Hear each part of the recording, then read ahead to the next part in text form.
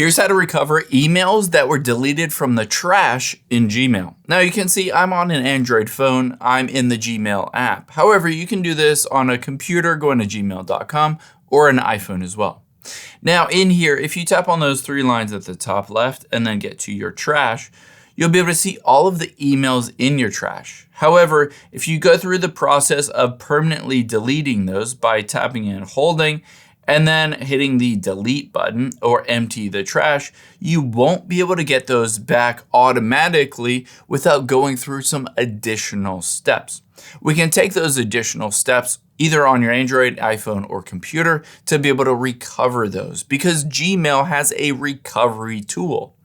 To be able to access that recovery tool, what we're going to do on your iPhone or Android is tap on those three lines at the top left to be able to get to the menu.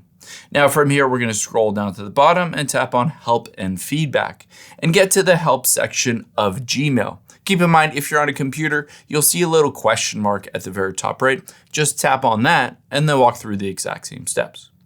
Now from here, the easiest way to access that recovery tool to get those messages back is to just search for them. So let's tap on search and search for, misspelled it here, missing. And you can see at the very top, it says Gmail messages are missing. Just tap on that.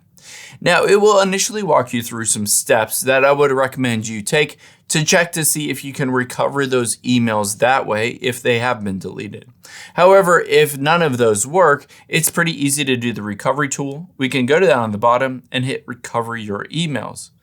And let me just hit start over here. Essentially, it says Gmail message recovery tool. It says confirm your account info. In this case, you're going to confirm that this email address is the one that you wanted to recover those emails for. In my case, that looks good. I'm going to hit continue on here. And it might say that you need to update your password just to make sure someone else hasn't logged into your Gmail account and has been deleting various emails without your permission.